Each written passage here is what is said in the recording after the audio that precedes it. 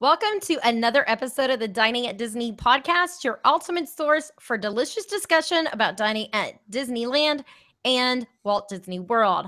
I am your host and foodie, Kristen. Unfortunately, Bubba is not with us today, but instead I have two very, very special guests. I have John from WDW Parkhoppers and Tony, who is from Disney by the Numbers. They both together host the Disney Parks podcast. How are you guys doing today?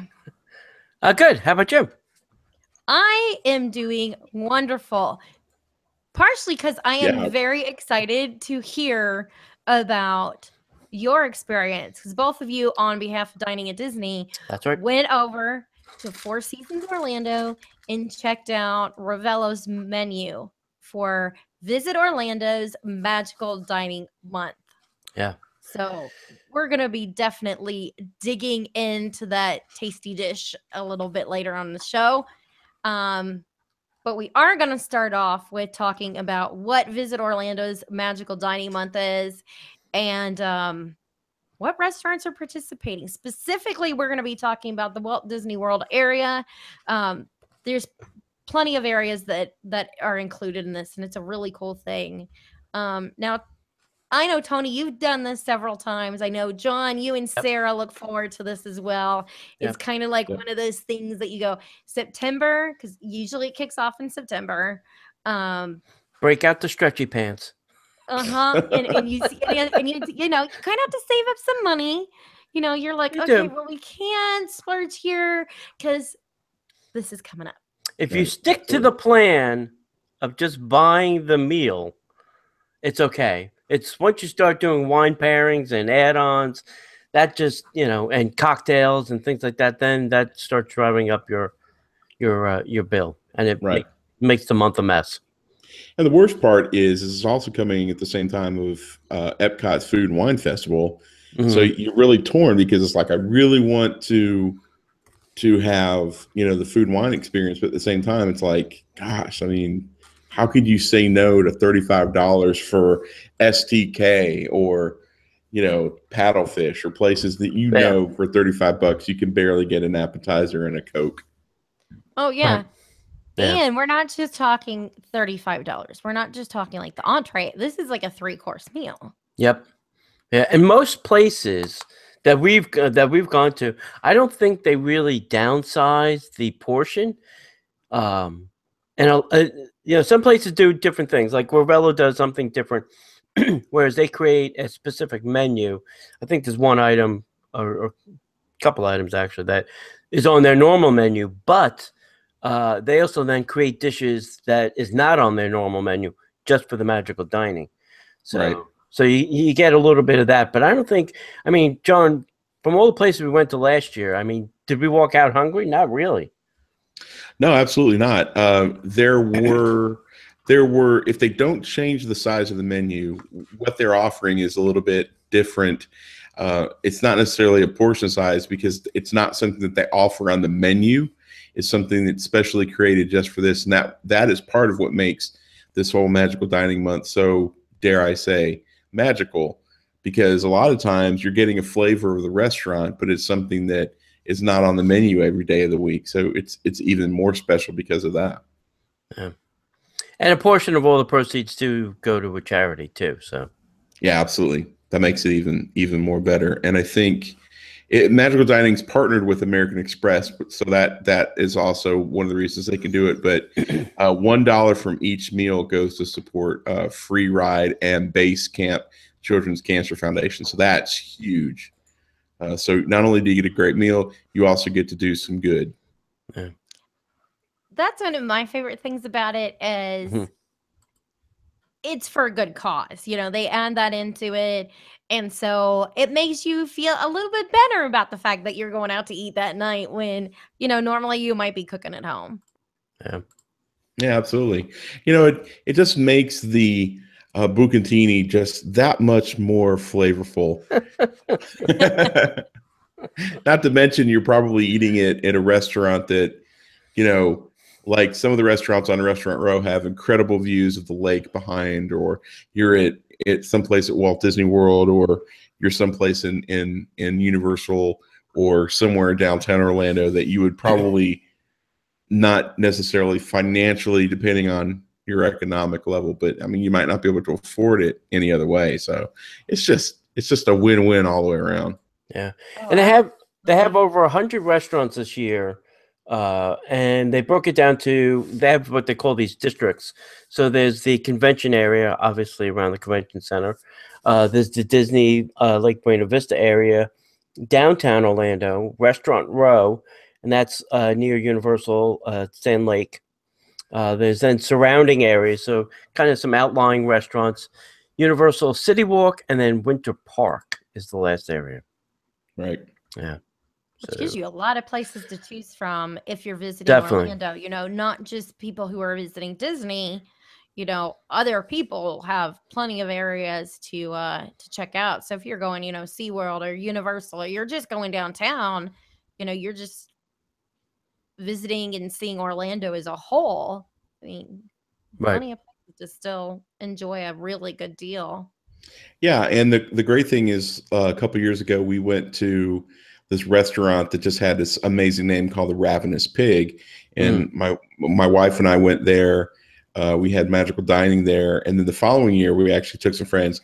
Maybe wasn't the most magical experience we've ever had at that restaurant, but you know, we've eaten there enough times to know that the quality of the food and the experience is really good. And then come to find out, the owners of the restaurant opened up a location at Disney Spring called the Polite Pig, so we're able to enjoy it in a different way. And it's been great to see the progression from, you know, we went there for magical dining. We got to know the people who own the place, and now they're at Disney Springs right down the road from us. So that's just really cool to be able to be a part of that. Yeah. And it's a good time to, you know, try a restaurant that, you know, maybe you thought was a little on the expensive side. Now that you're getting a 3-course meal for $35, you're not feeling as guilty. Or even just try a new place that you've always wanted to try and you just never got around to. Now, when was the first time? The first time I went and tried, because Aljon and I used to always go in September, Right. because of our anniversary. Well, then it just got to the point where I don't do well with the heat, and I said, let's postpone it and travel the last week of October. But 2 years ago, we went and did the Blue Zoo menu with you, Tony. Oh, yeah. Right. And then last year, again, we came in September and we did Ravello. All of us did Ravello together, along with Robin, who created my logo, my husband, and then of course John's lovely wife Sarah. And I also then did other than Ravello, Aljon and I decided to try STK Orlando, and that was the first time I had dined there. Right. And I'll tell you, considering the fact that you got the same size fillet as you pay more for than the cost of doing the dining, right, was pretty awesome. Yeah. Was it last year we went to STK, John? We were doing shots with the manager? Yeah. Last year was the first year they were open. So we got to know the manager, and he liked our attitudes, and he was like, "Hang on, I'll be right back." And then shots appeared at the table, and it's, you know, it's a crazy experience. And that restaurant, that's the one restaurant that I wanted to go back to. Yeah, I mean, there's several, but I definitely want to go back to STK, because otherwise, there's no way we can afford it. I know. Yeah, it's too much for us as well. Yeah, absolutely. But I will say, for those who are listening and you're wondering what all is included for the $35, it does include the 3-course meal. So you're going to get an appetizer, an entree, and a dessert for that. So it's a nice full meal. Yeah. Yipper. Tony, do you want to go through the list of the restaurants in the Walt Disney World area? Sure. I could do that real quickly. I had them. Restaurant Road, downtown. Okay. So God, is that really? Maybe it is. Mm-hmm. The Disney Lake Buena Vista. The first one on the list is the American Kitchen Bar and Grill. I'm not even sure where that is. I think that's the Bee Resort. Oh yeah, it might be. Yeah. Then there's Andiamo. There's Benihana. I think there's a couple of Benihanas on the list. Yeah, this is the one that's in the Lake Buena Vista Hilton. Right. The Blackfire Bull Brazilian Steakhouse. I think that's over. Yeah, Brazilian. I think that's over on. It's right outside of Disney Springs. Yeah, over on Parkway. Out past all those hotels Right. and stuff Yep. like that. Yeah, Right. it's right on the other side of. Oh, I just forget the Parkway. 528. Palm Parkway. Yeah. Oh, yeah. That's right. That's right. So, yeah, that's a cool little place. It's got a lot of really cool restaurants there. Yep. Next up is over at Disney's Port Orleans Boatwright Dining Hall. Actually, they're on also Disney's now Table in Wonderland and that extra 30% discount. So you can dine there a couple different ways this year. Right. and if you time it right, you can go have dinner and then go watch Yeehaw Bob out in the lounge area. Yep. I still have yet to see Yeehaw Bob. Is that not crazy? For reals? We got to do that when you guys come to town. Seriously. Yeah. I mean, in the more than 60 trips I have taken now to Disney World, I have yet to see Yeehaw Bob. You better do it before they shut it down. That'll happen. It will. It's just a matter of time. All things change. Yep. Next is Deep Blue Seafood Grill. Yeah, we went there last year. That was the first place we went last year. Yeah, that's at the Wyndham, right? Was that the Wyndham? Wyndham Grand Orlando Resort on a creek. Yeah. Next up is the Grand Floridian Cafe. That's on the first floor. First floor on the Grand Floridian, I would say. Next is Hemingway's. We missed that one, I think. Yeah, I think I was heading there, and then you got sick, or Sarah got sick, or something. Yeah, something like that. I don't remember, but I knew it was planned, but we didn't. We chose not to at the last one, and that's at the Hyatt Regency, right? Grand Cypress, right. We've eaten at the other Grand Cypress over at the golf course. We ate at that place one year. Yeah. Yep. Mm-hmm. Next up is Il Molino New York Trattoria, and that's over at Swan Dolphin. And I'm not going to say anything bad about it, but I've not had a good experience there. And I've been there three times. So it makes me mad. But anyway, that's just me. I've been there a few times. It's been pretty good. Yeah. We've had it pretty good till the last time Aljon and I went. And he was like, I don't know that I want to come back here anytime soon. Yeah. I see. That's the feeling I had. Yeah. Next up is over at Animal Kingdom. They got the Jico, the cooking place. Then you got Landry Seafood and Letterpress, and I'm not even sure where Letterpress is. Letterpress is over at the Lake Buena Vista Palace, the really tall hotel right next door. Okay. It's okay. It's okay. Okay. Next up is my punch card is full. Marimoto Asia. Yeah, Tony's never been to that place. I'm surprised they don't know me by name there yet. I was going to ask you that if they knew you by name as often as you eat there now. I will tell you a story when we start talking about Ravello that will explain how it is when you go have dinner with Mr. Caselnova. Next up is Olivia's Cafe over at Old Key West, and actually I was just there a couple weeks ago. So I liked it there. Cool. It's a little kind of off the beaten path, and it's never really crowded. You can kind of walk in and get a table. So. The new Paddlefish at Disney Springs is open. Yay! Yep. I love it. Have you been there yet? Yes. Wait, that's right. You did a preview, right? No. We went there like opening, I don't know, the day after they opened, like Sunday. Yeah. Not through media. I paid my way. Okay. Next is Ravello. Obviously, we're going to talk about that ad nauseum. And then we have STK. John mentioned STK at Disney Springs. The Turf Club, and that's over at Saratoga Springs. Yep. The Wave at the Contemporary. And Todd English, a Blue Zoo, is back on the list. And we're going to think about it. This is a record number of Disney restaurants. Disney restaurants at 12. Yeah. It's a lot of Right. Disney restaurants to enjoy. Yep. Yeah, and most every one of them is completely worth it. And especially the Disney restaurants, or even the Swan and Dolphin. Just the atmosphere alone makes it worth it. Todd English's Blue Zoo is one of our favorite places to go. At least mine and Sarah's. We love that place. It's so good.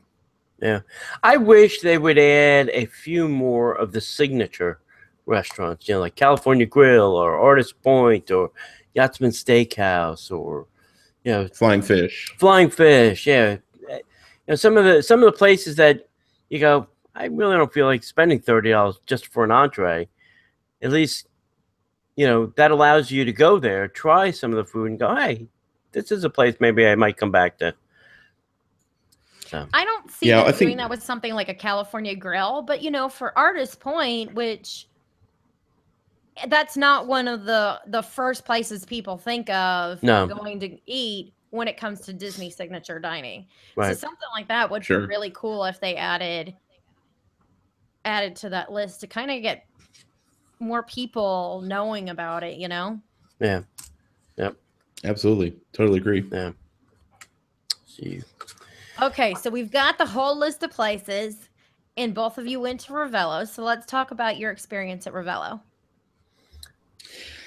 Going to Ravello or the Contemporary Resort with Tony Caselnova is like going anywhere with a rock star. You walk in, everybody walks up. Oh, Mr. Caselnova. Mr. Caselnova, how you doing this evening? The wait staff comes up. Oh, Mr. Caselnova, how are you? The sommelier walks out. Mr. Caselnova, such a pleasure. Welcome back. The chefs all come out. Like the entire cooking staff just comes out, and it's like, oh, Mr. Caselnova's here. So at this point, it's just embarrassing. It's completely embarrassing. Like, oh, you're with Mr. Caselnova. Oh, that's great. Oh, Mr. Caselnova, how's your day? I'm like, what? I'm just chopped liver here, but. It's. Now, I will say, last year when we went to Ravello and we had that amazing experience, it was not because Tony had made the reservation. Right. It's because I had made the reservation right. with Dana, who is absolutely amazing and super kind. But what's funny is since then, the number of people, like, I'm going to walk in there and be like, who are all these new people? They've had so much turnover in the past year there that I'm just like, I'm glad Dana's still there though. Yeah. And even when we did, all go together, the chef came and Michael, the manager came. So it is fun. It is kind of a little on the weird side. I mean, when I was there 2 weeks ago with my brother, I mean, there were servers coming across like the dining room to say hello to which is weird. And then Fabrizio comes out and he's talking to us, and he only really came to our table and then walked back, and that was it. He was done, so. But I think that they think that you're related to Bob Iger or something. That's the story I told them. You know what though? From all the years that I waited tables and worked in a restaurant, and people who regularly come and see you and dine there, if they're nice, you're going to go out of your way to make sure you stop by and say hi. Because even as a server, when certain people would come into our restaurant, even if I wasn't waiting on them, I would stop by and be like, hey, how you doing this evening? Right. What did you order? And that kind of stuff, because they build a rapport with you. Yeah. And here's the other thing. It's the key to the guest service experience at the Four Seasons. It's what makes the Four Seasons, and why Disney is Disney. Yeah. And it's a completely different experience. I mean, I've never stayed at the hotel, but I can tell you, every time I go there, I have a great experience because of the staff. Absolutely. Absolutely. And I've told the story before. I don't know if I've told it on a podcast, but my wife and I went sometime. We were doing something, going to dinner, and, I drive a pickup truck, and I wasn't necessarily dressed up. And there was a gentleman with a suit, just welcoming people, happened to be standing in the front door. He was apparently talking to one of the valet people, and And I walked past. He's like, "Hey, welcome. How are you doing tonight?" And I was like, I'm great. And his name tag, basically, I picked up on the fact that he was like the whole hotel manager. He's like the grand poobah of the hotel. And he was just falling over himself trying to make sure that I was having a great day. Wanted to find out, what are you doing? I think we're going to Ravello. Oh my gosh, have you been to Ravello? Yeah, it's great. It's one of our finest restaurants. It's so great. I love it. It's one of my favorites. I'm like, yeah, I know Chef Fabrizio through a friend. He was like, oh, that's great. So, I mean, he really went out of his way. And I'm just some Joe Schmo. I wasn't a resort guest. And that's the level of customer service. And really, honestly, the Four Seasons on Disney property is the hands down best hotel as far as customer service goes. They give Disney a run for their money over there. And I know I'm probably freaking some Disney people out, but honestly, man, those guys over there are really giving Disney's customer service a run for their money. And it's outstanding. Four Seasons has one of the best customer service experiences anywhere. I'm not just Disney, not just Orlando, but as a whole, they do. And the only other place that I have been that I have received customer service like that has been at the Waldorf Astoria. Yeah. You know, it's that same caring and wanting to make sure you're enjoying yourself. And if something is wrong, then we will fix it immediately, and we will do more than apologize for whatever little error we may have had. So, I mean, it's and that's why I love going over there. You know, it's that amazing experience that you get. You know, in Nashville, there's a mall that has, you know, the Tiffany's and the Louis Vuitton and all of those very pricey things. If I walk there in what I'm wearing right now, which is my Epcot International Festival of the Arts Figment t-shirt and my jean shorts, and walk into a store, they're gonna just ignore me. Right. You know, whereas like you were saying, John, you were just, you know, as casual as could be, and you still got top-notch service. Yeah. So absolutely. And the only other place that I think I've had, because I've been to the Waldorf and I've been to a couple of other places at Bonnet Creek, but honestly, my benchmark for just generic old theme park customer service is the Lowe's resorts over at Universal. See, I have yet to visit those. Oh my gosh. You need to go over, in my opinion, I'm not telling you what to do, but sometime, and if you need a lift when you're down here, I don't know if you guys are driving or not, but if you need a lift, we will gladly take you. You need to take your hubby over to the Hard Rock Hotel and just at least have cocktails over in their Velvet Lounge just to see all the memorabilia and just the way they, I mean, like it's high quality customer service from folks who are tattooed up and they've got mohawks and they look like hardcore rock and rollers, but it's like, yes, ma'am, yes, sir, how may I help you? It's like, it's a weird dichotomy of, you don't look like you're that kind of person, but man, they bend over backwards. And plus you get all the cool rock and roll stuff there too. That it's worth a trip just for that. It's been a really long time. I think it might have been our honeymoon maybe? You can also visit either that or like maybe it was like 06 or 07 or something. It's been a long time, but we had gone over there at least 10 years ago. Because I collect, what most people don't realize is, you know, the pens that they have, I collect those. So I've got like tons of the guitar ones. Oh, really? And I collect them from all over the world. Wow. That's cool. Yeah. So, of course, you can get one from there. You can visit the merchandise that Robin created for the Hard Rock there. Oh, yeah, that's true. I forgot about that. Yeah.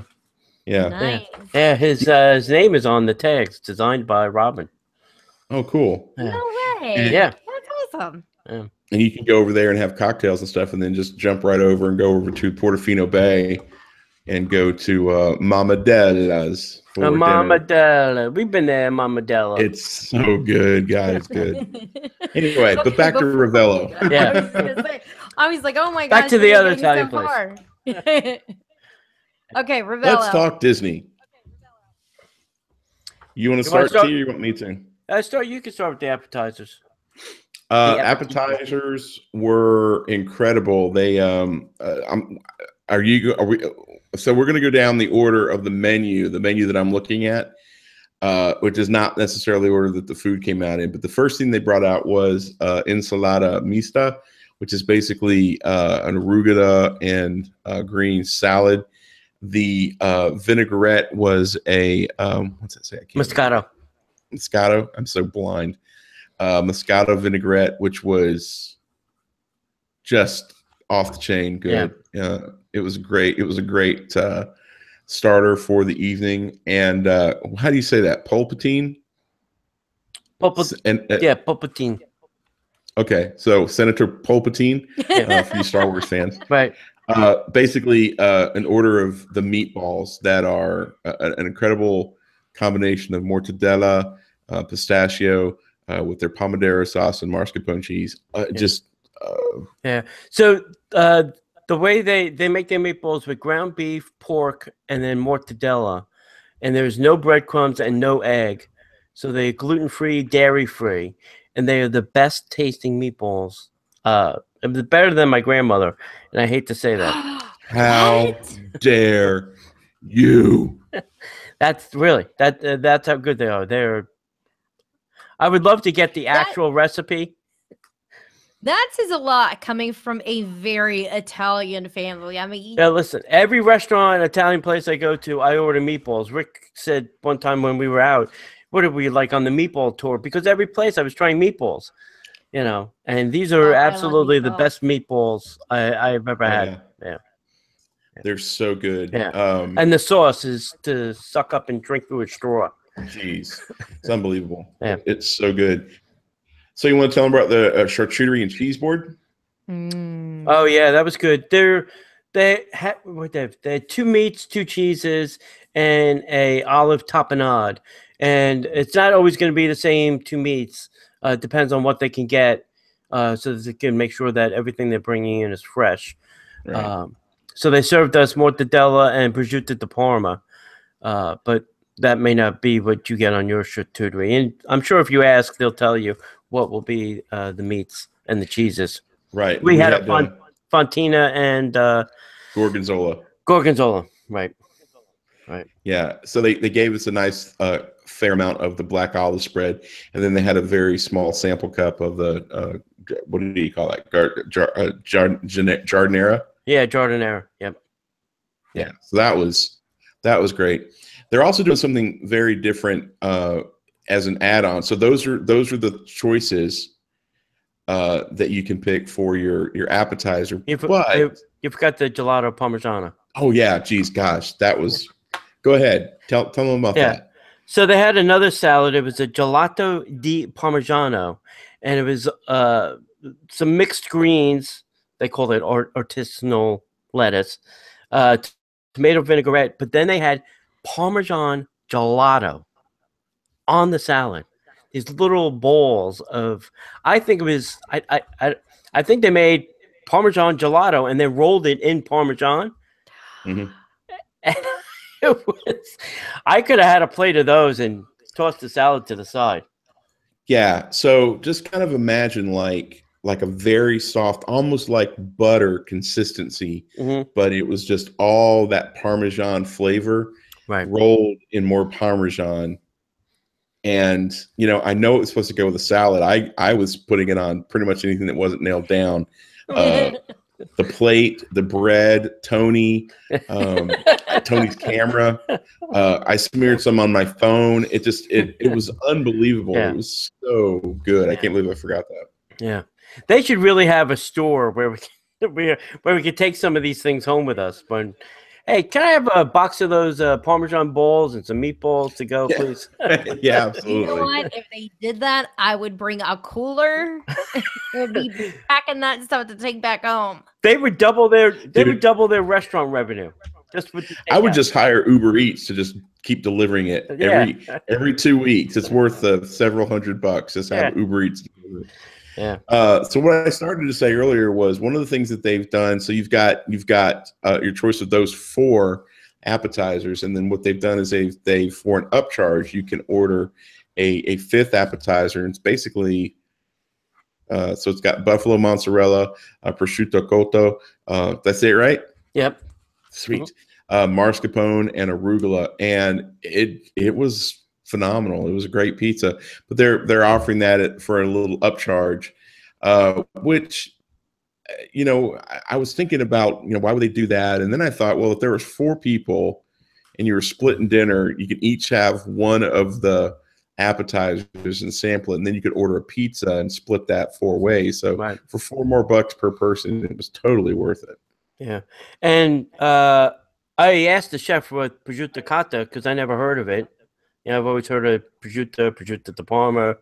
So prosciutto cotta is like a ham. It's baked, not cured like a normal prosciutto di Parma is. And they don't put it on the pizza and then bake the pizza. They make the pizza and then put the prosciutto cotta on after it's done with the microgreens of arugula. Right. So that prosciutto is not actually cooked with the pizza. Yeah, because I would imagine otherwise it would get really dry and maybe or something. Yeah. And it would be like a Virginia baked ham. Right. Exactly, right? Yeah. Yeah. And then one of the things that we needed to mention was the tomato and mozzarella focaccia bread. Yeah.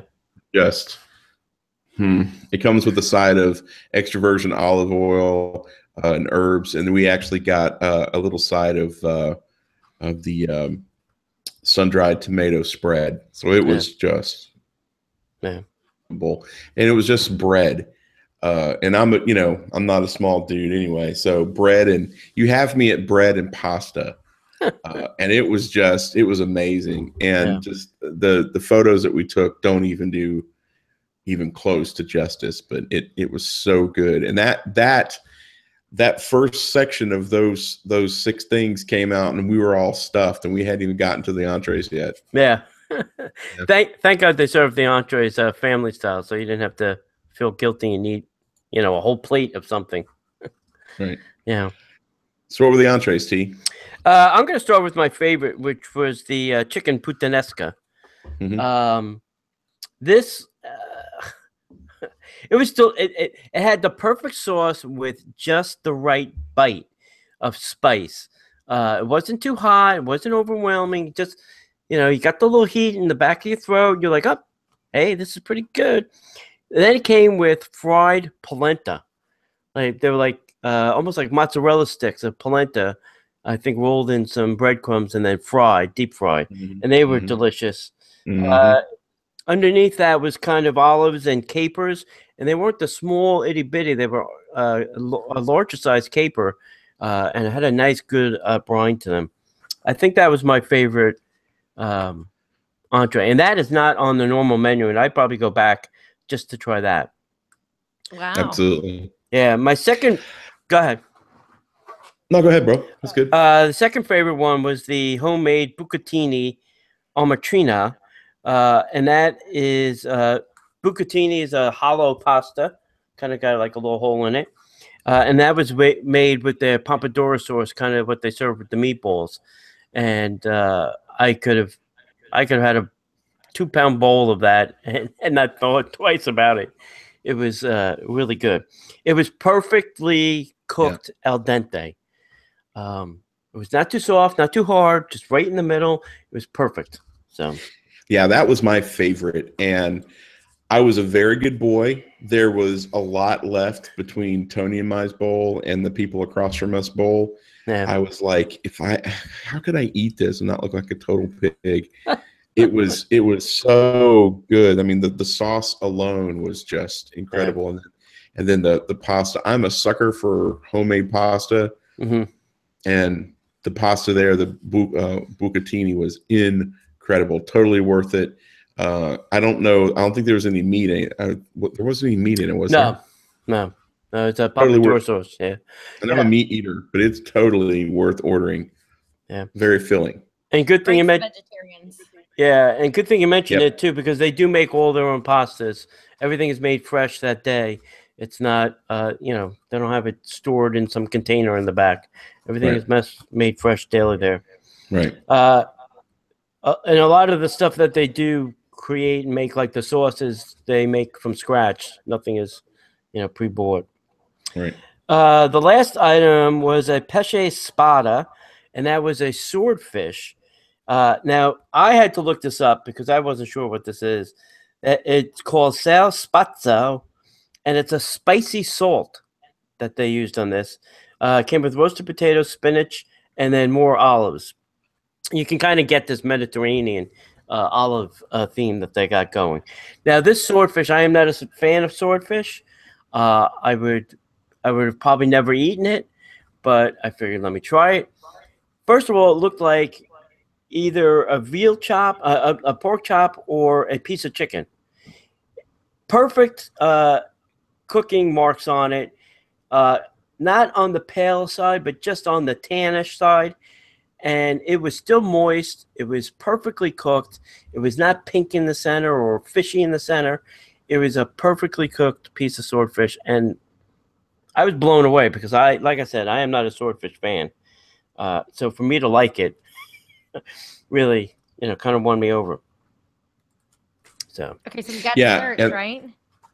Yeah, and then but the salt was really the capper on top of that too. It was just all around. It's one of those dishes where, somebody who's not necessarily a foodie, they say, oh, well, we've got this swordfish, we've got this special salt on it, and you're like, yeah, whatever.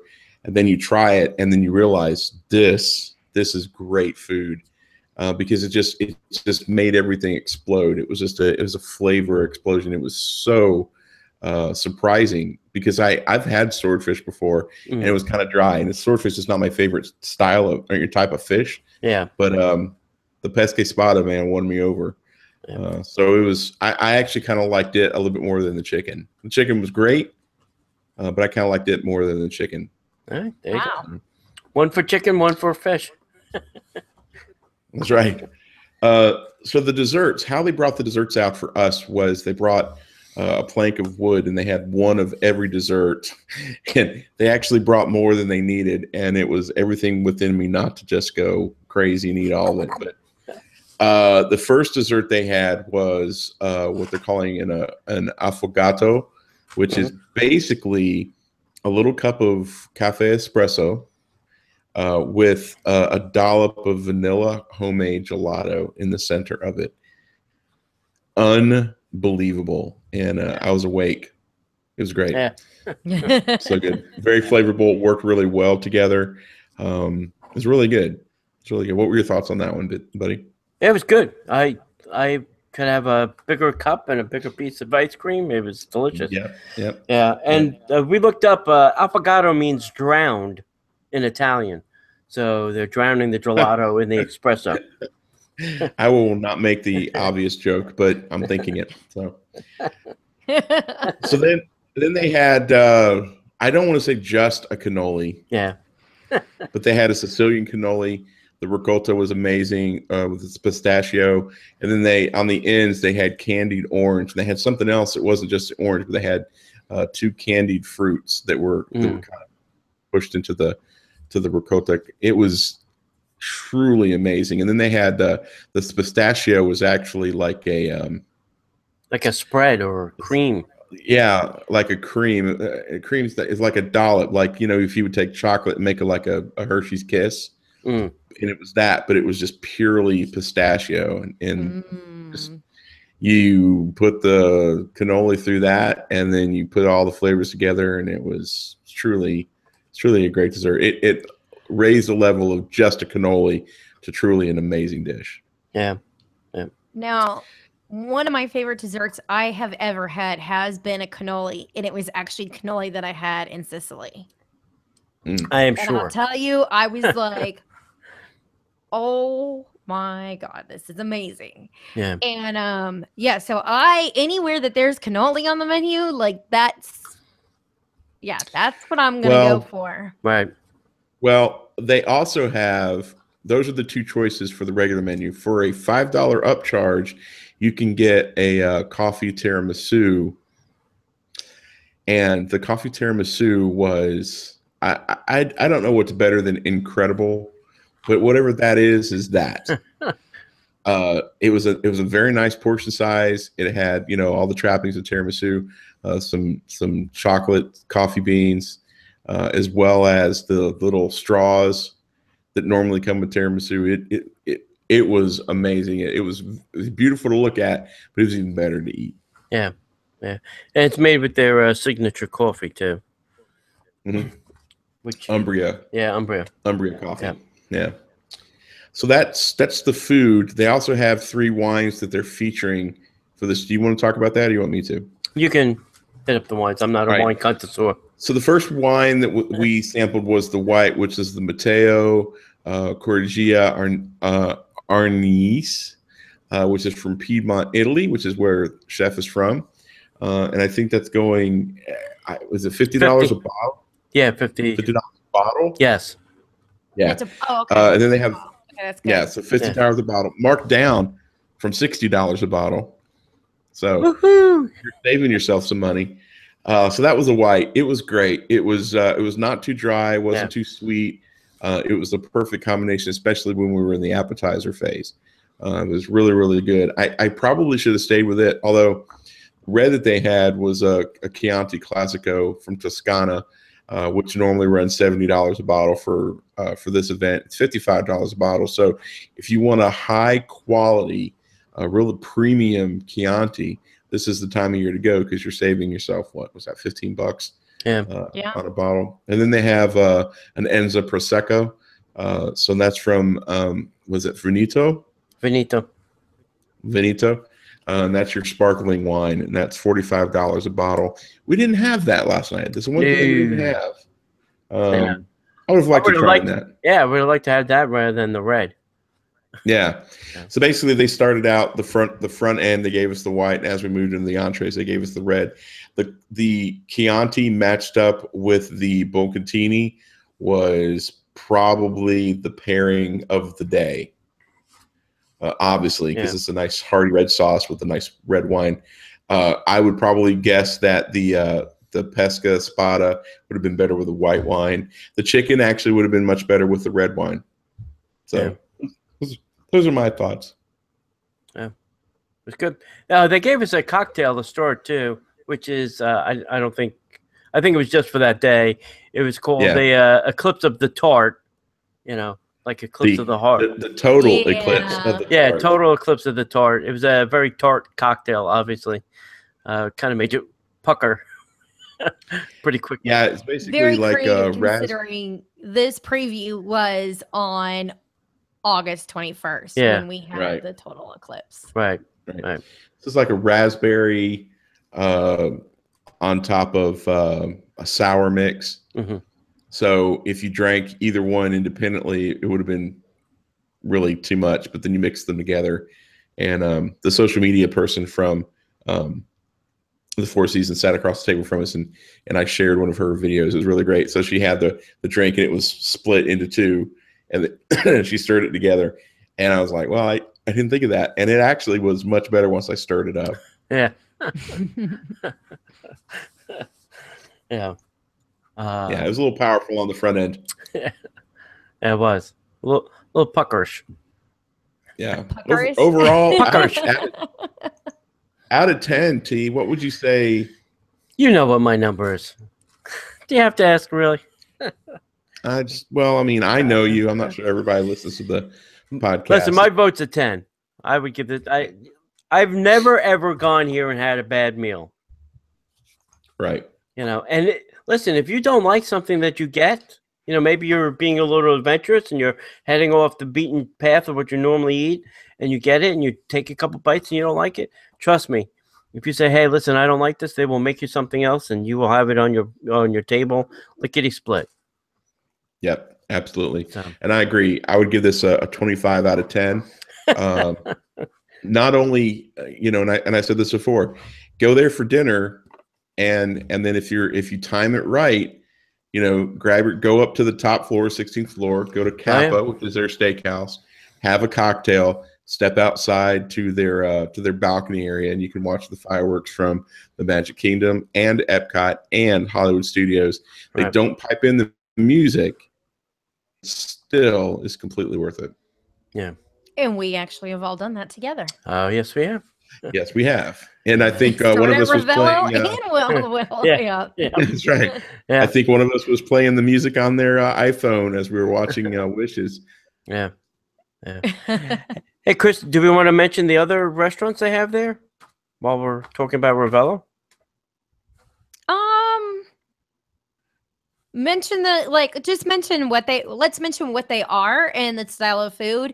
Yeah. And then maybe at another date, both of you come on and we do a discussion about Sure.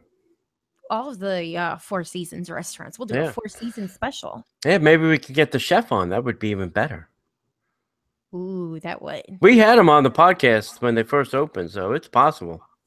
Well, maybe he's a little busier now, but all right. So John mentioned Kappa. It's up on the 16th floor. It's a Spanish steakhouse. We've John, have you eaten there yet? No. John, I have not. I've not been lucky enough to eat up there yet. Okay, we'll have to make that happen one of these days. Tim Dorsey's the chef up there. Then they have Pool Bar and Grill. That PB&G. PB&G. That's over outside in their pool area. The executive chef there moved over to their other place, Plancha, Chef Mikey. So Chef Mikey is now running Plancha. Oh, I didn't realize he was over at Plancha. Yeah, I just found that out last night. So Plancha is over at their golf place. They're only open for lunch. They're open from like 11 to 4. And brunch. Yeah, and brunch on Sunday, which is nauseating amount of food. I mean, go hungry. Yeah, it's an entire room filled with food. I don't know how else to tell people what it's like there. And you get an entree too. Which nobody eats and everybody tastes. No, oh yeah, you just and that's the cool thing is you can just tell them like when I'm done, I'll order my entree if you'll just box it up instead of bringing it.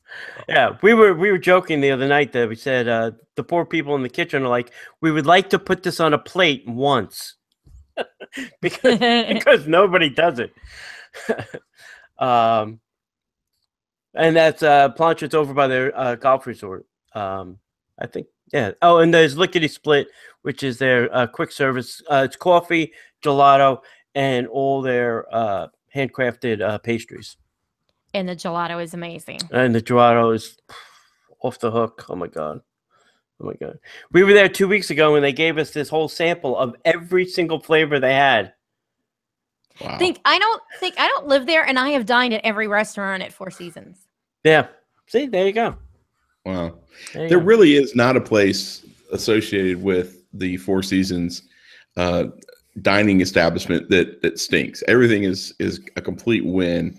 Yeah. And it's just a great. I mean, there's not a bad one in the bunch. So I mean, if you're coming down, you got to go to the Four Seasons, and it's on Disney property, so you don't have to stress about leaving property. For those of you who are like, I don't want to leave Disney property. So hey, and now if you're staying at the boardwalk or the beach club or the yacht club, you can take your minivan to the Four Seasons. Yeah, buddy. Let's get that Lyft app out and knock yourself right over there to the Four Seasons. That's what I would do. I would take. That's where I'd go with my little minivan. It is cute. I can't wait to see it in person. I'm gonna do my car like that. I'm gonna actually no. I told Robin I want him to create me a Buzz Lightyear wrap. Oh, that'd be awesome. That would everybody would know it. So when I'm driving around in my Uber car, people are like, "Hey, are you at Disney?" No, I'm not. But if you sign up for Uber, you can get a ride. And I'm gonna guess John, if he had his vehicle route, would be Stitch, right? Right. Probably yes. I would think about doing that. I don't know what would you be. I'm gonna have to do like the Cheshire Cat or something. Yeah, you've had that on your My Disney profile account. Yes, I have. Yeah, I love the Cheshire Cat. Love Beauty and the Beast. So yeah. Yes, you have had Belle. Yep. Remy, Ratatouille, that movie. And the Beast. How does that go, John? Beauty and the Beast. Okay. Yes. so that is our show. We have discussed everything about Magical Dining Month, as well as in great detail the delicious menu that you can find over at Ravello. So, Tony, John, tell everybody where they can find you, and don't forget to mention our fun upcoming adventure. Sure. You want to start, John? Yeah, if you want to, we want to do our separate things, or we want to do just the Disney Park stuff. Do both. Okay. If you're interested, you can find me, Parkhopper John, over at WDWParkhoppers.com. We love to talk all the things Disney parks, 4 parks, 1 world, and everything else in between. You can also click on our little banner up there, and you can try one of our Disney date nights. That's one of the things that we're trying to do a lot more of. And you can also find a copy of our Disney bucket list book. You can find us on Facebook, Twitter, Instagram, all at WDW Parkhoppers with an S on the end of it, and WDWParkhoppers.com. And where can they find you, Mr. Caselnova, other than at Ravello? You can find me in my named chair at Ravello. Has my name on it. It's a good, can you imagine if they had one of those? You would totally have your name on it, because Raglan Road has one of those. Oh, do they really? Yeah. Bob Iger comes in and says, "Who is this Tony Caselnova?" Don't worry about that, Mr. Iger. You're sitting in the back of the restaurant. Oh, here comes Mr. Caselnova now. You're sitting in the teaching kitchen. He's sitting on the floor. Right. Now, you can find me over at DisneyByTheNumbers.com. That's a website all about Disney facts and figures from Disney World, Disneyland. There's even some international stuff. October 1st, we're launching a brandy new website. You can also go and sign up for the Disney by the Numbers t-shirt club. You can't get one of these. Not anymore. Not anymore. But we do a t-shirt each month, and it's a lot of fun. And they are cheap, and they're nice, good quality shirts that don't. They're expensive. Yeah, and they are very unique. They are one of a kind. Once we print, we're done, and we don't go back. Well, we haven't gone back yet. And then me and John do a podcast together, the Disney Parks Podcast. And you can find that at DisneyParksPodcast.com, and we're on Facebook and Twitter. You can find us on all those things too. We do 2 shows a week typically. One is a news show, and one is an interview show. So you can find that on your Stitcher, your iTunes, and all over. And not this weekend, the weekend after next, September 2nd, we are having a party at a Grand Villa at Bay Lake Tower. If you'd like to get tickets, go to Facebook.com, just like that. Go to Facebook.com/Disney Parks Podcast and click on events, and you can find tickets for the event. It's really cheap. It's just a couple bucks to help cover some of the cost of the chips and dips and drinks and all that drinks, stuff. Yeah. And you'll get to hang out with Kristen and Aljon and me and John and Robin, and we just like to have fun, and that's all it's about. And I am even going to bring with me for the event. I will have some kind of special giveaway that I'm going to do. Ooh. Haven't decided what all is going to be in the giveaway, but I will have some kind of something special. Excellent. I think we're all bringing stuff to give away. Everybody's going to probably leave with something then. That's right. Yeah. And as far as both of your books, those guys, if you go to the Dining at Disney store on the website, you can click on the links to purchase both Tony and John's books. Excellent. Those are always on the Dining at Disney website. Oh, thank you so much. Excellent. Of course. As far as Dining at Disney, myself and Big Bubba B, you can find us at diningatdisney.com on social media, Twitter, Facebook, all of those things. It's Dining at Disney. Thanks so much for tuning into the podcast. I am so glad and thankful to have my wonderful friends, John and Tony, here today with me to discuss Magical Dining Month. And so as far as the podcast, you can stream that on Stitcher, download it on iTunes, and if you want to watch the video of all of us talking, you can catch that on YouTube. If you're looking to help out the show, we are on Patreon, so you can always do that. There are links to the Disney Store, Garden Grocer, which is an excellent place to get your groceries delivered to your Disney resort. So all those links on the website. That just puts like a little tip in our tip jar when you click on our link to do any of your shopping. We greatly appreciate that. Until next time, bon appetit.